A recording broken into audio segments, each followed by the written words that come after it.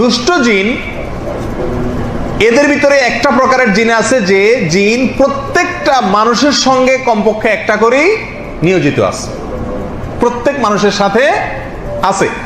আল্লাহ সুবহানাহু ওয়া তাআলা কোরআনে কারীমে এই প্রসঙ্গে বলেছেন, ক্বালা কারিনুহু রাব্বানা মা আতগাইতুহু ওয়ালাকিন কানা ফি যালালিন বাঈদ। কিয়ামতের দিন মানুষ যখন বলবে, আল্লাহ আমার সঙ্গে থাকা শয়তানটাই আমাকে কুমন্ত্রণা দিয়ে দিয়ে বিপদগামী করেছে, আজ তাকে বিচার করেন, আমার কোনো দোষ নাই। তখন মানুষের যে কারিন, প্রত্যেকটা মানুষের সঙ্গে যে দুষ্ট জিন থাকে, শয়তান থাকে, সেই শয়তান দুষ্ট জিন বলবে আল্লাহকে, রব্বানা মা আতগাইতু, ও আমার রব, আমরা এদেরকে পথ হারা করি নাই, বরং সে নিজেই বিপদগামী ছিল।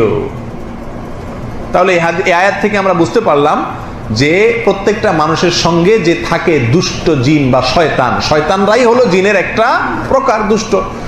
তো এই জিন যে মানুষের সঙ্গে থাকে নিয়োজিত একটা করে প্রত্যেকের সাথে কমপক্ষে, একে বলা হয় কারিন। এটাও দুষ্ট জিনের একটা প্রকার।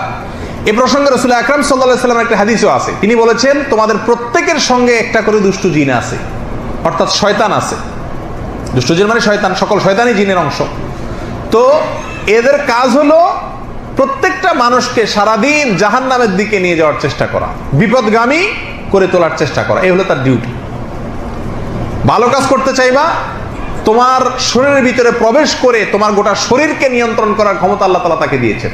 সহিহ বুখারীর এক হাদিসে রাসূল সাল্লাল্লাহু আলাইহি ওয়াসাল্লাম বলেছেন যে আশ-শায়তানু ইয়াজরি আহাদাকুম মাজরাদ দাম, শয়তান তোমাদের শরীরের রক্তের সঙ্গে মিশে যেতে পারে, এই শক্তি আল্লাহ তাআলা দিয়ে দিয়েছেন তাকে। তো আপনার শরীরের রক্তের সাথে মিশে গিয়ে আপনাকে অলস বানায় দিবেন, আমাদের সময় মেজ মেজ করবে শরীর, ভালো লাগবে না। কথা বুঝে আসছে? এইসব কে করে? ওই সঙ্গে থাকা শয়তানটা, কারিন, সে করে। তো নবী সাল্লাল্লাহু আলাইহি ওয়াসাল্লাম বলেছেন, তোমাদের সবার সঙ্গে একটা করে আছে। সাহাবা একরাম জিজ্ঞাসা করলেন, ইয়া রাসূলুল্লাহ, আপনার সঙ্গেও কি আছে নাকি একটা? তখন তিনি বললেন, হ্যাঁ আমার সঙ্গেও একটা আছে, তবে ওইটা আমাকে কোনো ক্ষতি বা টাচ করতে পারে না, আল্লাহ আমাকে নিরাপদে রাখছেন, কিন্তু তোমরা বাঁচতে সবাই পারো না সব সময়।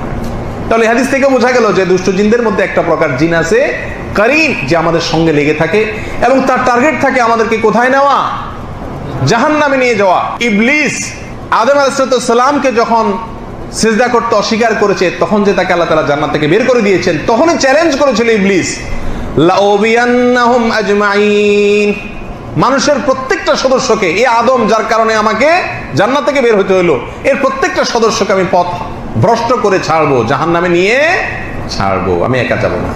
আর সেই জন্য ইবলিসে তার বাহিনীকে ভাগযোগ করে দিছে যে এর পিছনে এ থাকবে, তুমি ওর পিছনে থাকবা, সবার সাথে একটা করে আছে। আল্লাহ তাআলা আমাদের সবাইকে শয়তানি থেকে বেঁচে থাকার মতো ঈমানি শক্তি দান করুন। কোন কোন বর্ণনায় পাওয়া যায় যে মানুষ জন্মের পরে, ছোট শিশু যে কেঁদে উঠে জন্মের সঙ্গে সঙ্গে, এর একটা কারণ হলো এই শিশুর জন্য যে শয়তানটা নিয়োজিত আছে, যে কারিনটা আছে, ওটা খোঁচা মারে।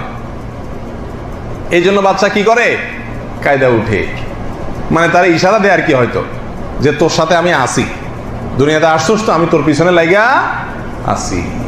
যাই হোক, তাহলে দুষ্ট জিনের একটা প্রকার হলো কারিন। আল্লাহ তাআলা সব দুষ্ট জিনের এবং শয়তানি থেকে আমাদেরকে বেঁচে থাকার তৌফিক দান করুন।